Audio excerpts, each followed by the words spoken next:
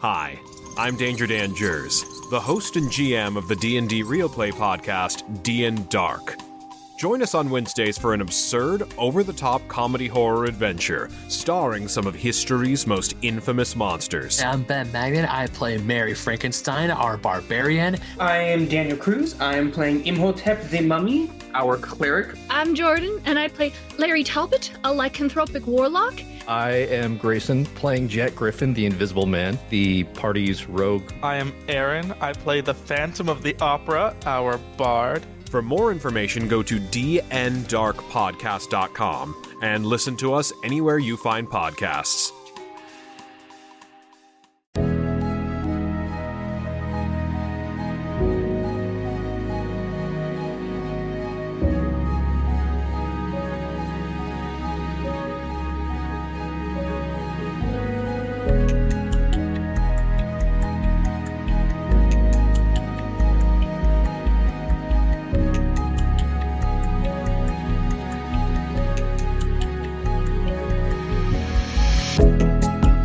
Hey everybody, this is Davis over at the CFG, and I would like to welcome you to another episode of Pop Culture Gems. This is a series where we talk to amazing creators, artists, cosplayers, voice actors, and so much more. If you like the interviews we do with these amazing guests, give us a thumbs up and subscribe to our YouTube channel, the CFG channel, or go to our main website, confreaksandgeeks.com, to listen to it, or any podcast services that are currently out there. Today, I have a special guest today. They just released an amazing RPG that came out called Rise of the Third Power. It's a great little indie studio that does amazing good quality for storytelling and just quality RPGs. I'd like to welcome I'd like to welcome Evelyn Rose Hall from Stegosoft to the show. How are you doing? Hey everybody, I'm good, thanks. That is great. Thank you for doing this. And Thanks for having me. Yeah, it's so awesome. I love talking about games with people. So let's get this started. Well, first off, we just Rise of the Third Power just about a week out. Just came out last, about last week. The story of Rise of the Third Power is incredibly intricate, and and it's virtually impossible. Like when I was playing it, it was virtually impossible to know like what was going to happen thanks to the twists and turns that it had. How long did it take to make a story, like a story of that incredible game itself? First of all, thank you. That is actually a really complicated answer, so I'll try and keep it short. But so I started making this game all the way back in 2008 as a hobby project. Now, I didn't continuously work on it this whole time, so I worked on it for like about a year, and then I went off to college and lived my life. And then I decided, after we released Arafel, I decided to come back to it, and a ton of work was already done, so I didn't want to start over from scratch. But I also was a much better writer at that point. I suppose it was 2016 when I got back to starting it. So I had to rework the story, but still make it fit all the elements that were already part of the game. It's like the general plot structure had to remain the same. Otherwise, I'd have to completely tear it apart, and you might as well just start over from scratch if you're going to do that. So I've spent a total of 7 years on it, like in pieces, but when you're talking about like how long does it take to write an intricate story like that, it's hard to say when you started it when you were a much worse writer and then had to rework it and force it to fit the game that you're already making. Oh no, I totally understand. But like you said, this is a passion project. You said initially, so this was back. So initially, the seeds were started in 2008, but but then you kind of came. But then it was off and on 2016. Like, was 2016 the start of the beginning of the process of the game itself, or like would you say that would be the true start of the game? Okay, so I didn't really touch it. Like I started in 2008, finished it in 2009 or something around there. I don't know exactly when I did it. And then I didn't touch it again until we released Arafel, and I was like, all right, I can actually do this. So now I'm going to pick up this much bigger, more complicated project. And then that's what we were working on until February 10th. I'm just surprised because like usually like when you I mean I play a lot of indie games. I love indie games, especially let alone RPGs because I love storytelling. But like when I was playing this one, I was like, this is actually more like complex than I was ever planning or anticipating. And I was just thinking they must have like the creator of it, you must have had a field day to set all this up. And I have to applaud you on it because Thank you. I was, yeah, I definitely was in it. Like I was in it, like to mess around with it. So yeah, that's so I definitely loved what you did in it. Yeah, thank you. So, yeah, no problem. And just you yourself, I mean, what got you into game design, game development, just game development in general? Sure. I picked up RPG Maker when I was younger. I didn't have any coding experience. I didn't have any technical skills, and you don't really need that for RPG Maker. So I picked it up and just started playing around with it. Goodness, it was RPG Maker 95 is the first one I picked up, like when I was 17, 16. Oh, wow. Yeah. And I just played around with it, and I just never stopped. So and even when I did, when I got back to Arafel and then Rise Third Power, most of the work that I did was still the same. And then my business partner, who goes by Frost, he's the one that did the combat system, did the UI, did all the battles, did all the gameplay stuff that you would need coding experience to do, as well as a lot of the design features around those, like the talent tree and stuff like that. But most of my work remained the same from my RPG Maker days. So I didn't really have to learn too much new stuff aside from just managing a giant story. Oh, I see. I got you. Man, like the RPG makers, like I love the games, and like, did you actually make a game like completely out of it, or do you just kind of tweak and mix in whenever you use the RPG Maker? So when I did Arafel, which I released in 2005, I think. So that was part 1 of what was supposed to be a part 10 series, and I realized that was stupid. And I there's no way, it was ridiculous, but I was a kid, I didn't know what I was doing. So when I came back to it, I found a way to like work the story to have an ending at that game, so it turned into like a 20-hour game or something instead of a 100-hour crazy epic. But anyway, so I would say I probably started dozens of little projects that I'd work on for a week or work on for maybe a month, and then I'd be like, this isn't going anywhere, I don't feel anything about this. And it wasn't really till Arafel that I finally got to something that I really loved. And then after I stopped working on that, I did another like 36 little random projects that didn't go anywhere, and then I got to Rise Third Power and it finally clicked again. And it was actually like really depressed leading up to that, because I was like, everything I make I was like a really self-loathing creator kind of thing, like everything I make is trash, I hate myself. And then Rise Third Power clicked and I was like, oh, thank God. Oh no, that's so crazy. Yeah, that's crazy. And now with like Arafel itself, because I'm glad you brought with Arafel. Now, is Rise of the Third Power is it in the same world as Arafel, or are these two totally completely different kind of games? Like, are they? No comment. We haven't we haven't decided yet, but it wasn't planned to be, and so I actually have a story in mind, like how that would work and why it would make sense, and I could actually connect the two stories together. But I really don't like the idea of just deciding that after the fact without really planning it together. Like, what if you found out like the Game of Thrones universe actually took place in the Lord of the Rings universe, and they just kind of decided that after the fact? And even if they could make it work really well, wouldn't that feel weird? Wouldn't that feel like it shouldn't? Not to compare my work to Game of Thrones and Lord of the Rings, but like it just feels like an after the fact decision feels bad. But if we did that, I know exactly what I would do. So anyway, that's my version of no comment. You have like a safety net, just like a safety net scenario, like if just in case. I just have to do it, then I know what I'm going to do. But I hope I don't decide to do that. But I don't know me, so we'll see.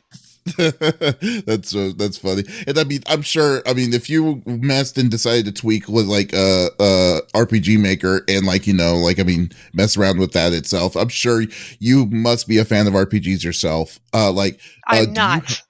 You're not? You're I'm not a not. fan? Okay, so quick aside on this. I have ADHD, and so I like RPGs. I don't like Japanese style role playing games because they tend to be kind of tedious in my opinion, and the turn based battles I can't stand, the grinding I can't stand. Um, my favorite game was Secret of Mana growing up, and that's a very quick pace, and the story is very quick, and like there's not like big dense cutscenes you have to watch or anything.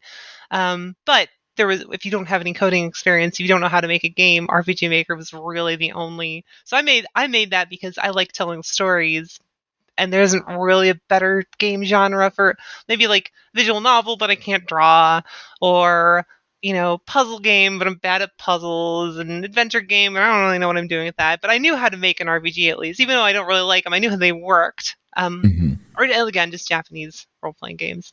Okay. So, So. but like They're Witcher. stupid, is I what I'm mean, saying. but I mean, like but was it like Witcher, Dragon Age, anything of like any of those kind of sorts? I played Dragon Age, so yeah, those are a little.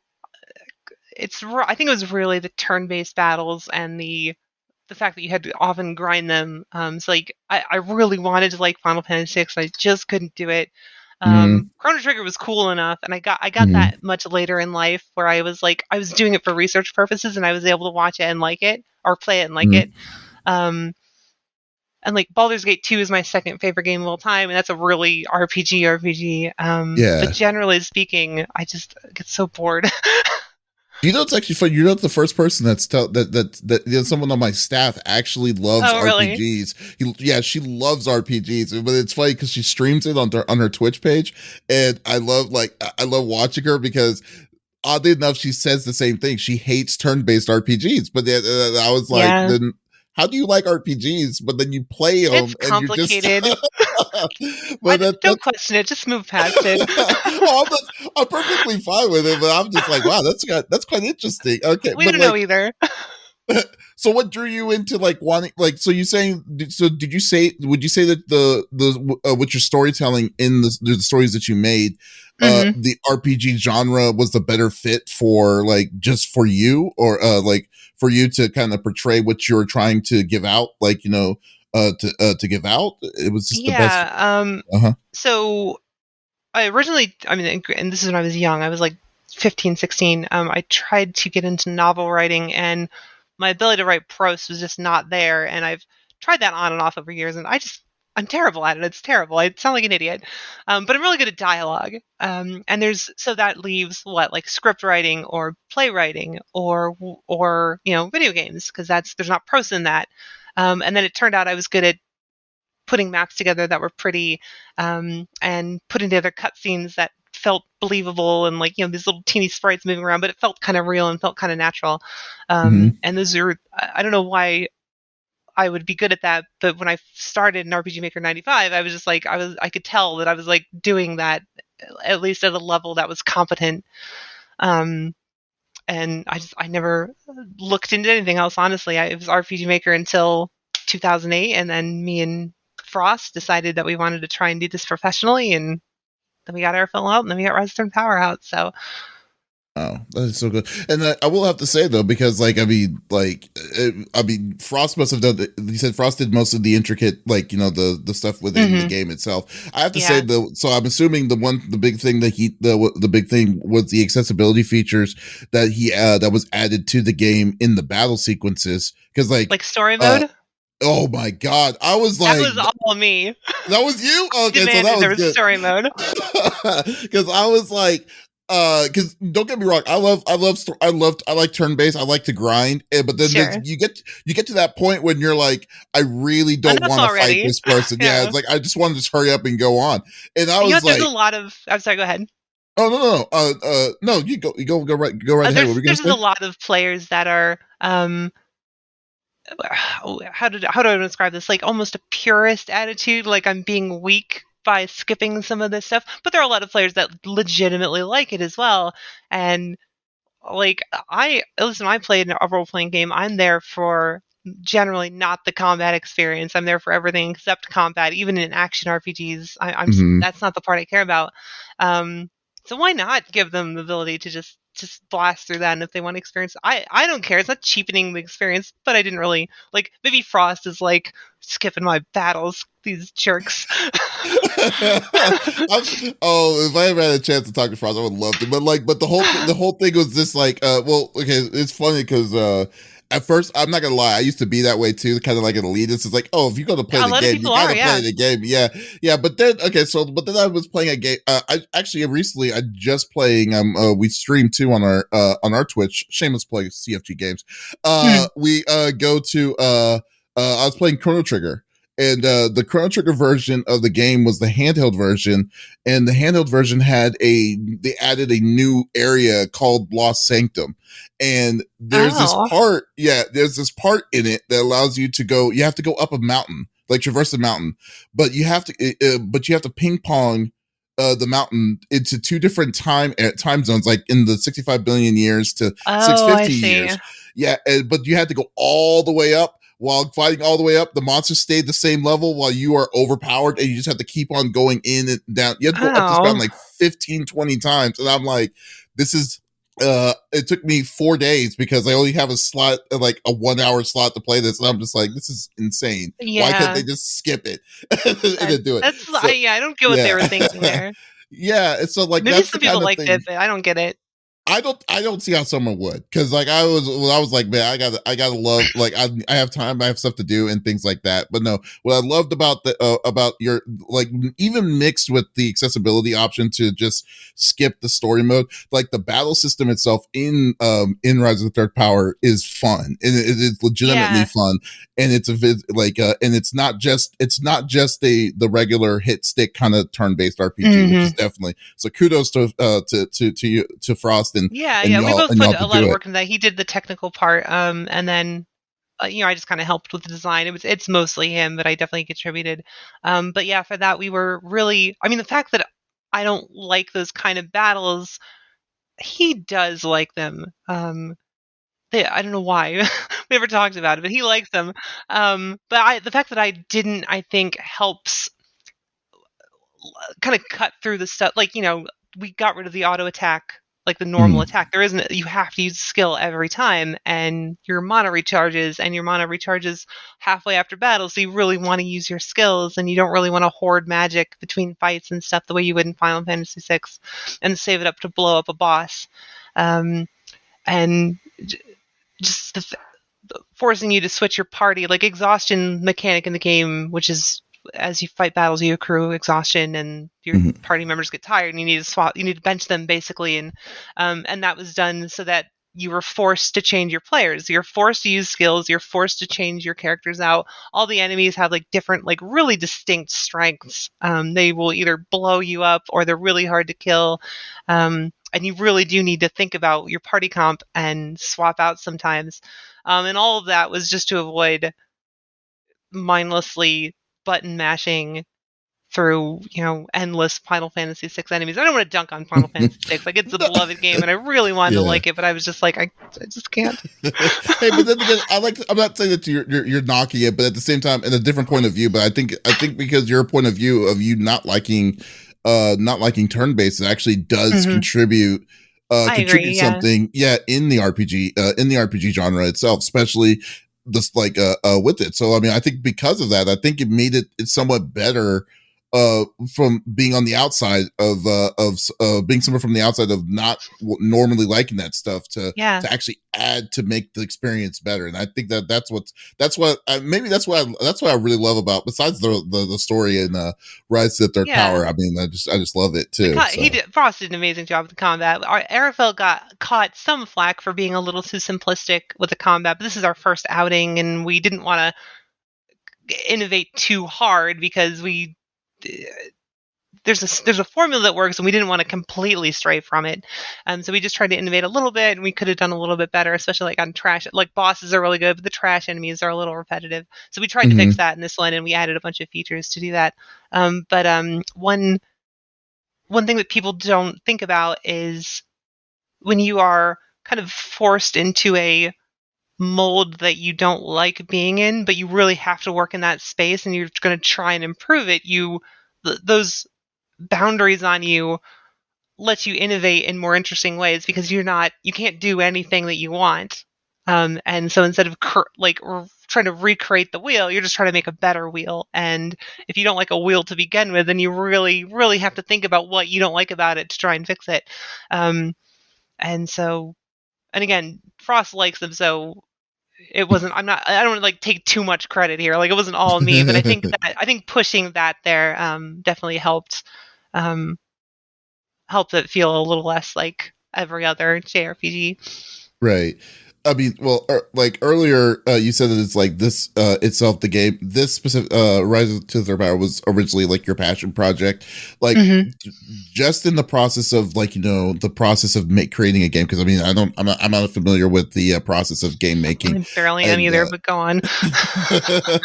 but what was like one of the hardest, like through your process, like what did you, was there like a snag, or like what was one of the hardest kind of like experiences that you caught yourself kind of like unaware, or to once you hit it, like what was one of the most annoying parts of doing it? So how do I want to answer this? So writing a complicated story, it was definitely that. You write yourself into corners that you're like, oh crap, this doesn't work. I can't leave it like this. I have to completely change this structure of the story to make it work. Can I spoiler or spoilers? Okay, spoilers. The Angelica, the Angelica Beach area was added after the game was entirely finished. That whole sequence was added, and then everything leading up to the first part of Angelico, because I realized that like the plot, the theme that I was trying to get, and like the way the plot was going, like it made sense, but it didn't work on a like reader's enjoyment level. Like it just isn't gonna click. So I had to add that whole area after the fact. Oh man, it was a shipwreck too. Goodness. But anyway, I had to add that whole thing after the game was basically done because I played through it and I was like, this doesn't work. I have to fix it. And there's a bunch of stuff that I had to cut out, and it felt like it worked on paper. That was the big thing. I wrote it down. I planned it out. It seemed like it was nice. I think in a novel it would have worked fine, but then when you play through in a game, it just isn't the same experience. And I mean, months of my life were spent reworking or remaking or deleting cutscenes and major parts of the story because I was just like, all right, well, it just doesn't. I give up. Let's redo it.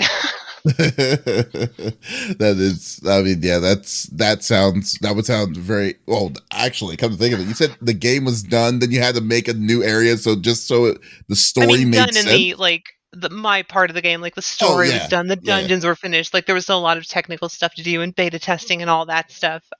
So it wasn't like we delayed because of that. We delayed because we bit off way more than we could chew, but we got it done. But yeah, I mean, my part of the game was essentially done, and I played through it, and I hit this, and I was like, "Gah."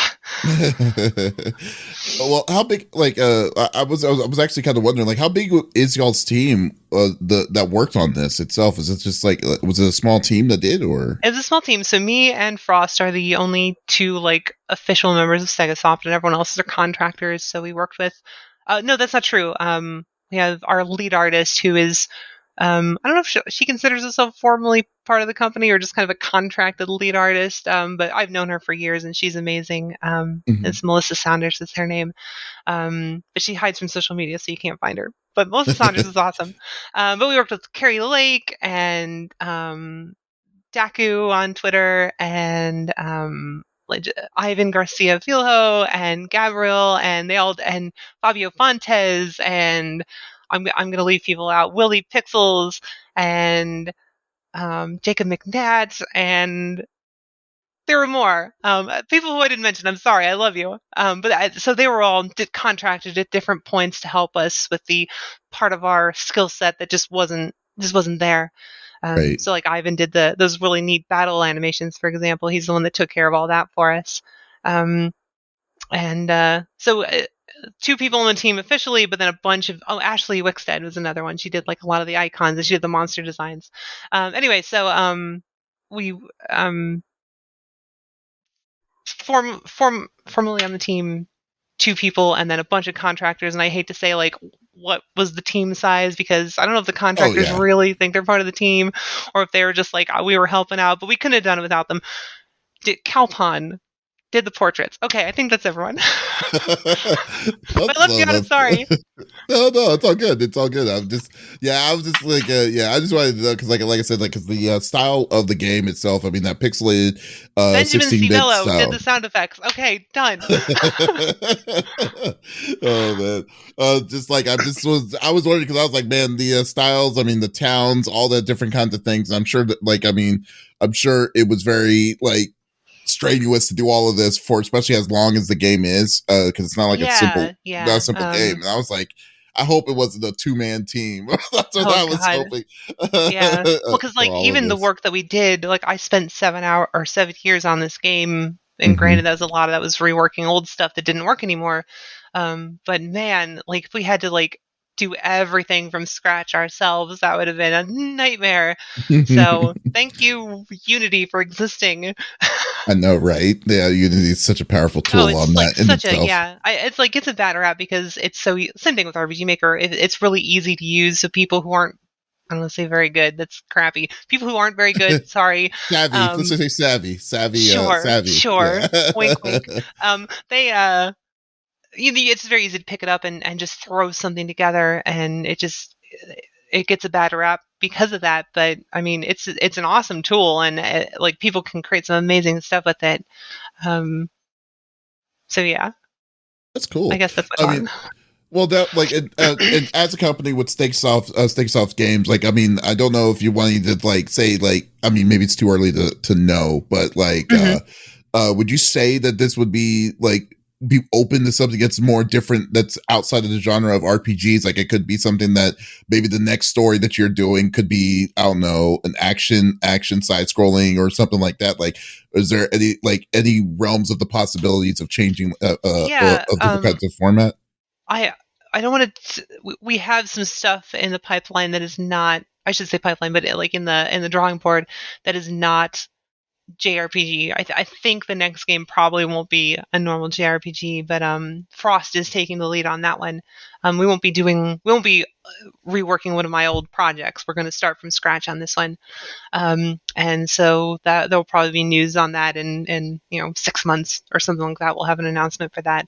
I know if we do the Rise of Third Powers sequel, I am comfortable saying that will be a tactics game like Final Fantasy Tactics as opposed to a normal JRPG. Oh, that'd be pretty cool. Strategy game. That'd be very cool. Yeah, Fall of the Third Power is what that one will be called. Oh, so you already have this all planned. You already have this planned. The story is ready for that one. I know exactly what I'm going to do for that one. Oh, and I know if we decide to have Arafel part of the universe, which again, I don't think we should, but we might break down and do it. I know exactly how that'll work in the sequel too. I really hope that I kind of am on the boat of of not making it, because I think I would agree that it would be kind of weird, because your analogy of it makes so much sense on it. But like now, and another thing I was actually really wondering about, because like, I mean, because of the times and stuff, just to kind of get this game out to people. Usually, I mean, for indies, like some of the big things is going to the shows to promote the events itself out, like, Indiecade and all these different kinds of events and stuff like. But since you were very limited on that for the past couple of years and stuff, like how hard was it to kind of get the word out? Because I mean, I would love to because to be honest with you, when you play a good RPG, let alone good JRPG style that like Rise of Third Power is, it's like you want everyone to check the sucker out. Like, was there a process or something, like, or was there any kind of difficulty on kind of spreading the word about this game itself? Yeah. So we work with Dangan as our publisher, Dangan Entertainment, and they've been awesome to work with. They're super supportive and have been really sweet to us, and clearly really care about every project they work with, including ours. So they kind of handle all the promo stuff, but there's just a lot of stuff. There, trade shows and conventions and stuff that just didn't happen. And we released Arafel in March 2020. That was like right when this was picking up, and right when they canceled the NBA season or whatever.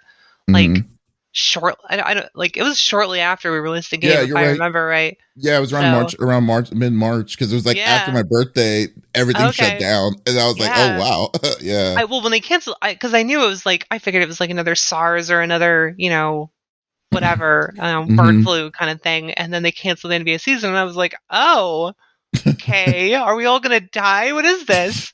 So I anyway, that's total tangent, but yeah, so like they just started canceling everything after that, and that was right when we released our first game. Um, so things are like kind of opening back up at this point. So we'll see what Red Third Power can actually get into. And then there's like so many games.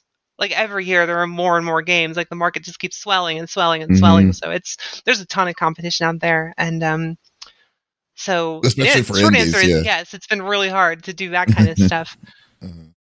I mean, yeah, yeah. Well, especially like I said, especially with indies and everything is just like okay, gaming now. Like back in gaming in the '90s was like, oh, okay, Hmm. there's gonna be. It was so much lighter, but now since everyone can like so much self develop and self publish kind of things, it's Yeah, just. Oh, it's very competitive, but no, I'm I think definitely. so I released Arafel before so I released the RPG Maker version of Arafel on Steam in 2016. And that I think was the last, I mean, they were still doing Steam Greenlight back then where people had to like vote on games and you had to like pass a threshold and those games would get to go. I think that was the last year they did that. And then after that, it was just like you pay $100 fee and every game goes on there. And so like once they did that, and I'm not saying, I don't know if Steam Greenlight was a good idea or not. I'm not saying like, I like the idea of anyone being able to post their game, but it does have the deleterious effect of just this explosion and it's like so much stuff to wade through. Um, Yeah, and so, I was and actually we've definitely yeah. like, go ahead. Oh, I was gonna say I was actually kind of I was impartial with the green light process. I did like it. I think Yeah, as an indie developer, it's really good. But at the same time, it seemed like it was anyone could buy their way to get their game in, they really game could. their Yeah. way If your game into is it. even, and at the end of it, if your game is even halfway decent looking, you were getting through. So it didn't even, it just stopped being an actual gate. And I don't like the idea of Steam gatekeeping anyway, like a big Hmm. corporation, too much power. I don't know. I don't like that idea, Hmm. but it's just, there's always different, the balance is always kind of shift a little bit because Yeah, nothing is like pure good or pure bad. So that's very true. I mean, you kind of it's like I call it a necessary evil because it's just like yeah, I would agree. you yeah you would have I mean no one you won't make anyone happy and people will probably be mad at you because of you do the weight Yeah. of those decision makings, but at the same time someone has to make those decisions for it to kind of And make it yeah, as that's fair the as way it is. possible. Yeah, but that's so great. And I mean, and I think like and I'm assuming like your game like Rise of Third Power itself should be like be able accessible when the Steam Deck comes out. I'm We've assuming, got right? an Like update on that. I think we're good to go on that. But there might have been like one small issue that seemed really easy to fix. But yeah, I think we should be good for Steam Deck. okay, that because like yeah, that is good. Steam But Deck is man, cool. I'm really excited for Steam Deck. I messed around with it a little bit, and I'm just Oh, like, did man, you? this thing is it is so nice. It's like it's literally a computer in your hand, and it's just Yeah. very but it's like we're now at that part where it's like you're having a powerful handheld system Yeah. that can take care of like your own Steam library. Is like, man, we're Yeah. like It's so cool. so impressive. It's like I was just like, this is just crazy that Next time I go technology to has Los gone this far. Angeles from Cleveland, it's going to be a much easier trip once I have one of those. I know, right? It's just having the laptop out or whatever on your Yeah. plane trip. Ugh. Totally right. Oh my gosh. Anyway, but it is so great. No, but like I am just amazed. I got one final question for you Okay. itself about it. Overall, with Rise of the Third Power and like Arafel, like just I mean, like you said, this is like a long time thing happening with with this game itself. Like, how much are you going to actually have time to relax for yourself until like you decide to be like, you know what, let me just take a small break, and so you don't go into the next project.